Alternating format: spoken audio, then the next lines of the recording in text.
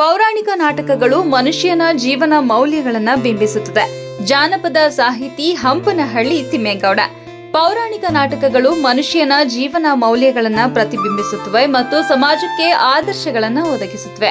ಈ ನಾಟಕಗಳು ಸತ್ಯ, ನ್ಯಾಯ, ಧರ್ಮ ಮತ್ತು ನೀತಿಗಳಂತಹ ಮೌಲ್ಯಗಳನ್ನು ಎತ್ತಿ ತೋರಿಸುತ್ತವೆ ಎಂದು ಕರ್ನಾಟಕ ಜಾನಪದ ಪರಿಷತ್ ಹಾಸನ ಘಟಕ ಅಧ್ಯಕ್ಷ ಡಾ ಹಂಪನಹಳ್ಳಿ ತಿಮ್ಮೇಗೌಡ ಅಭಿಪ್ರಾಯಪಟ್ಟರು.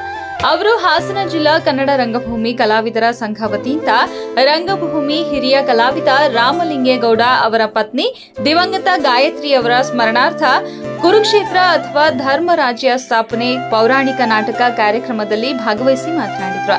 ಆಧುನಿಕ ಯುಗದಲ್ಲಿ ಕಲೆ ನಶಿಸುತ್ತಿರುವ ಸಂದರ್ಭದಲ್ಲಿ ಹೆಚ್ಚು ಪೌರಾಣಿಕ ನಾಟಕಗಳನ್ನು ಅಭಿನಯಿಸುವ ಮೂಲಕ ಕಲೆಯನ್ನ ಪೋಷಿಸುವ ಕೆಲಸ ಮಾಡಬೇಕಾಗಿದೆ.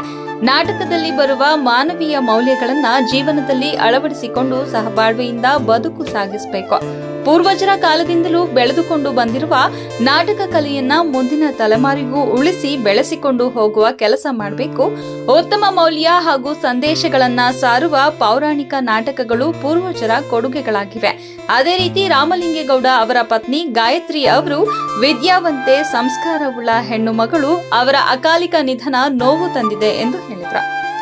ಮಹಾನಗರ ಪಾಲಿಕೆ ಅಧ್ಯಕ್ಷ ಚಂದ್ರೇಗೌಡ ಮಾತನಾಡಿ, ಪೌರಾಣಿಕ ನಾಟಕಗಳು ಮನುಷ್ಯನ ಬದುಕಿಗೆ ಹತ್ತಿರವಾಗಿವೆ. ಆದ್ದರಿಂದ ಗ್ರಾಮೀಣ ಹಾಗೂ ಪಟ್ಟಣ ಭಾಗದ ಜನತೆ ಆಗಿಂದಾಗ್ಗೆ ನಾಟಕಗಳನ್ನು ಪ್ರದರ್ಶಿಸಿ ಯುವ ಜನತೆಗೆ ಇತಿಹಾಸವನ್ನ ತಿಳಿಸುವ ಕೆಲಸ ಮಾಡುತ್ತಿದ್ದಾರೆ.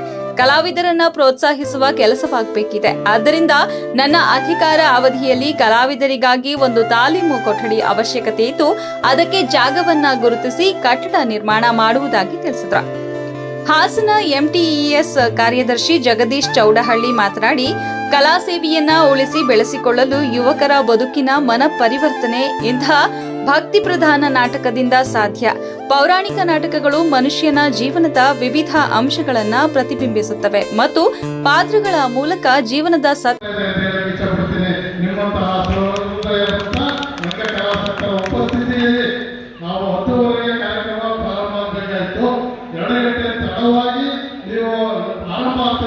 ನೀವೆಷ್ಟು ಶಾಂತ ಚಿತ್ತದಿಂದ ನಮ್ಮ ಮಾತುಗಳನ್ನು ಕೇಳಿಕೊಂಡು ನಾಟಕ ಕೇಳಕ್ಕೆ ಆಸಕ್ತರಾಗಿದ್ದೀರಿ. ಆದರೆ ಇದರ ಮುಖ್ಯವಾಗಿ ನಾನು ಅಂದ್ಕೊಂಡಿರೋದು ದಿವಂಗತ ಶ್ರೀಮತಿ ಗಾಯತ್ರಿ ಅಕ್ಕನವರ ಬದುಕು ಸಾರ್ಥಕವಾಯಿತು ಅಂತ. ಯಾಕೆಂದ್ರೆ ಅವರ ಮೇಲೆ ಅಷ್ಟು ಪ್ರೀತಿ ವಿಶ್ವಾಸವನ್ನು ಇಟ್ಟು ನೀವು ತಾಳ್ಮೆಯಿಂದ ಕಾಯ್ತಾ ಇದ್ದೀರಿ. ಹಾಗಾಗಿ ಆಕೆ ಸೌರವಿದ್ರು ನಮ್ಮನ್ನು ನೋಡಿ ಆಶೀರ್ವಾದ ಮಾಡ್ತಿರ್ತಾಳೆ, ಕಲಾವಿದರನ್ನು ಆಶೀರ್ವಾದ ಮಾಡ್ತಿರ್ತಾರೆ. ಅವರ ಆತ್ಮಕ್ಕೆ ಸದ್ಗತಿ ದೊರೆಯಲಿ ಅಂತ ಈ ಮೂಲಕವಾಗಿ ನಾನು ಕೇಳ್ಕೊಂಡು ಅವರಿಗೆ ಒಂದು ನಮನಗಳನ್ನು ಸಲ್ಲಿಸ್ತಾ ಇದ್ದೇನೆ. ಇವತ್ತು ಈ ಧರ್ಮರಾಜ್ಯ ಸಂಸ್ಥಾಪನೆ ಕುರುಕ್ಷೇತ್ರ ನಾಟಕ, ಇಂತಹ ಒಂದು ನಾಟಕ ಬಹಳ ಚೆನ್ನಾಗಿದೆ. ಈ ನಾಟಕವನ್ನು ನಾವು ಒಂದ್ಸರಿ ಚನ್ನಪಟ್ಟ ಹೌಸಿಂಗ್ ಮಾಡೋದ್ರೆ ಇಲ್ಲೆಲ್ಲ ಸುಮಾರು ಸಲ ನೋಡಿದ್ದೇನೆ. ನಾನು ಕೂಡ ರಂಗಕಲೆಯ ಬಗ್ಗೆ ಬಹಳ ಆಸಕ್ತನಾಗಿದ್ದೀನಿ. ದಿವಂಗತ KGD ಸಂಗೇಗೌಡರು ದೊಡ್ಡಬೆಟ್ಟಲ್ಲಿ ಅವರ ಶಿಷ್ಯನಾಗಿ ನಾನು ಸಂಘಪುರರಾಗಿ ಅವರಿಗೆ ನಾಟಕ ಮಾಡೋದನ್ನು ಸೇರ್ಕೊಂಡೆ. ಈಗ ಕನ್ನಡ ಸಾಹಿತ್ಯ ಪರಿಷತ್ತಿನ ಅಧ್ಯಕ್ಷರಾದ ಮಲ್ಲೇಶ್ ಗೌಡರ ಸಾರಥ್ಯದಲ್ಲಿ ಅವರ ಒಂದು ಘನ ಅಧ್ಯಕ್ಷತೆಯಲ್ಲಿ ನಮ್ಮ ರಂಗಭೂಮಿ ಕಲೆ ಸಾಗ್ತಾ ಇದೆ. ಅದರಲ್ಲಿ ನಾವು ಪೌರಾಣಿಕ ನಾಟಕಗಳಕ್ಕೆ ಮಾಡ್ತಾ ಇದ್ದೆ. ಸಾಂಸ್ಕೃತಿಕ ಸಾಮಾಜಿಕ ನಾಟಕಗಳು ಕುವೆಂಪು ಅವರು ಅರ್ಪಣೆ ಮಾಡ್ತಾ ಇರ್ತಕ್ಕಂಥದ್ದು ಸಹ ಬಹಳ ಅತ್ಯಂತ ಮಹತ್ವಪೂರ್ಣ ಅಂತ ನಾನು ಭಾವಿಸ್ತೇನೆ. ನಾಟಕ ಅನ್ನೋದು ಕೇವಲ ಮನರಂಜನೆ ಅಷ್ಟೇ ಅಲ್ಲ. ನಾಟಕದಲ್ಲಿ ಒಬ್ಬ ವ್ಯಕ್ತಿಯನ್ನ ಬದಲಾವಣೆ ಮಾಡತಕ್ಕಂತಹ ಗುಣ ಇದೆ. ಒಂದು ಸಮಾಜವನ್ನ ಪರಿವರ್ತನೆ ಮಾಡತಕ್ಕಂತಹ ಗುಣ ಈ ನಾಟಕ ಕಲೆಗೆ ಇದೆ. ಇವತ್ತಿನ ಅಸಹಿಷ್ಣು ಸಮಾಜದಲ್ಲಿ ಸಹಿಷ್ಣುತೆಯಿಂದ, ಸಾಮರಸ್ಯದಿಂದ ಬದುಕತಕ್ಕಂತಹ ಮತ್ತು ಜನಗಳನ್ನ ಬೆಸೆತಕ್ಕಂತಹ ಕೆಲಸವನ್ನ ಈ ನಾಟಕ ಕಲೆ ನಿರಂತರವಾಗಿ ಮಾಡ್ತಾ ಬರ್ತಾ ಇದೆ. ಇವತ್ತು ಬಹಳ ಅವಶ್ಯಕ ಇದೆ. ಯಾಕೆಂತಂದ್ರೆ ಒಂದು ಕಾಲದಲ್ಲಿ ಗ್ರಾಮೀಣ ಪ್ರದೇಶದಲ್ಲಿ ಅತ್ಯಂತ ಅದ್ಭುತವಾದಂತಹ ಕಲೆಯಾಗಿತ್ತು ಈ ರಂಗಭೂಮಿ ಕಲೆ. ಆದರೆ ಇವತ್ತು ಗ್ರಾಮೀಣ ಪ್ರದೇಶದಲ್ಲಿ ಸಹ ಈ ಕಲೆಗೆ ಹಿನ್ನಡೆಯಾಗಿದೆ. ನಾಟಕದಲ್ಲಿ ಅಲಸಿನಹಳ್ಳಿ ಅಪ್ಪಾಜಿಗೌಡ, ಶ್ರೀಕೃಷ್ಣ, ರಾಮಘಟ್ಟ ಜಗದೀಶ್ ದುರ್ಯೋಧನ, ರಾಮಲಿಂಗೇಗೌಡ ಅರ್ಜುನ, ಸೋಮನಹಳ್ಳಿ ರಮೇಶ್ ಶಕುನಿ, ಕಿತ್ತಾನೆ ಗ್ರಾಮದ ದಿಲೀಪ್ ಭೀಮ, ಹೊಮ್ಮಗೌಡನಹಳ್ಳಿ ತಮ್ಮಯ್ಯಣ್ಣ ವಿಧುರ, ಕಿತ್ತಾನೆ ಆನಂದ್ ದುಶ್ಯಾಸನ, ಆಲೂರಿನ ಟಿಕೆ ಕುಮಾರಸ್ವಾಮಿ ಧರ್ಮರಾಯ, ಕಂದಲಿ ಆನಂದಣ್ಣ ಧೃತರಾಷ್ಟ್ರ, ಕಿತ್ತಾನೆ ವಾಸುಕಿ ಕಶ್ಯಪ ಅಭಿಮನ್ಯು, ಸತ್ಯವಂಗಲ ಶರತ್ ಸೈಂಧವ, ಕದಾಳು ರವಿಕುಮಾರ್ ಸತ್ಯಾಕಿ, ಕಿರಗಡಲು ರವಿ ಸೂತ್ರಧಾರಿ, ಗವೇನಹಳ್ಳಿ ಪ್ರದೀಪ್ ಶಿಖಂಡಿ, ಗೋವಿಂದೇಗೌಡ ದ್ರೋಣಾಚಾರ್ಯ ಹಾಗೂ ಸೋಮನಹಳ್ಳಿ ಸುರೇಶ್ ಭೀಷ್ಮಾಚಾರ್ಯ ಹಾಗೂ ಶಿಕ್ಷಕ ಕುಬೇರಾಚಾರ್ ಕರ್ಣನ ಪಾತ್ರ ಅಭಿನಯಿಸುವ ಮೂಲಕ ಸಿಳ್ಳೆ ಚಪ್ಪಾಳೆಗೆ ಪಾತ್ರರಾದ್ರು.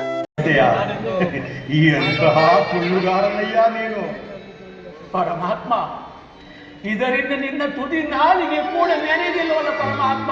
ಪರಮಾತ್ಮ, ಇದು ನಾನು ಕುಡಿದು ಬಿಟ್ಟ ಎಂಟಿಲು ಕ್ಷೀರ ವಿದುರ. ಪರಮಾತ್ಮ, ಏನು ಹೇಳಿದೆ?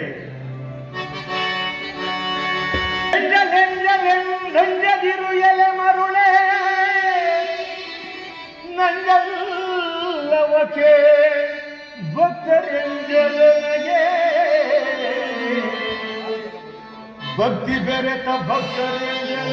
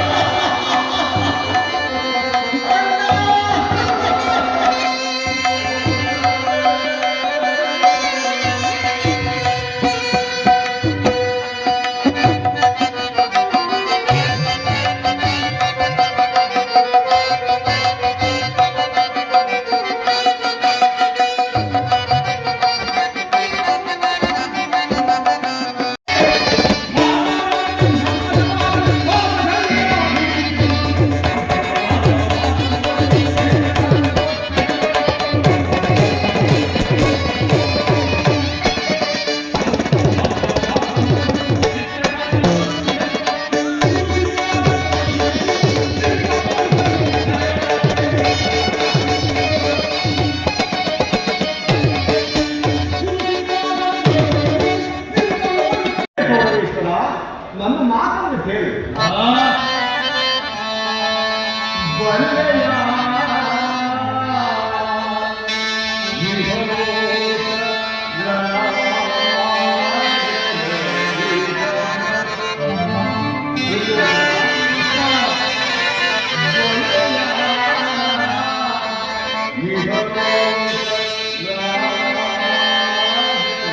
ಕಾರ್ಯಕ್ರಮದಲ್ಲಿ ಹಾಸನ ಎಂಟಿಇಎಸ್ ಕಾರ್ಯದರ್ಶಿ ಚೌಡಳ್ಳಿ ಜಗದೀಶ್, ತಾಲೂಕು ಪಂಚಾಯಿತಿ ಮಾಜಿ ಸದಸ್ಯ ಶಿವಣ್ಣ, ಹಾಸನ ಲೋಕೋಪಯೋಗಿ ಇಲಾಖೆ AEE Jeevan Patel, Hassan CESCOM AEE Hemachandra, Bengaluru HAL engineer Diwakar, ಸರ್ಕಾರಿ ನೌಕರರ ಸಂಘ ಮಾಜಿ ಅಧ್ಯಕ್ಷ ಕೃಷ್ಣೇಗೌಡ, ಸರ್ಕಾರಿ ನಿವೃತ್ತ ನೌಕರರ ಸಂಘದ ಅಧ್ಯಕ್ಷ ಬೋರೇಗೌಡ, ನಿವೃತ್ತ ತಹಶೀಲ್ದಾರ್ ರುದ್ರಪ್ಪ ಜಿ ರಾವ್, ನಿವೃತ್ತ ಪ್ರಾಂಶುಪಾಲ ಚಂದ್ರಶೇಖರ್, ಪ್ರಗತಿಪರ ರೈತ ಕುಮಾರೇಗೌಡ, ನಿವೃತ್ತ ಪ್ರೌಢಶಾಲಾ ಮುಖ್ಯೋಪಾಧ್ಯಾಯರು ನಂಜೇಗೌಡ ಸೇರಿದಂತೆ ಹಲವು ಗಣ್ಯರು ಉಪಸ್ಥಿತರಿದ್ದರು.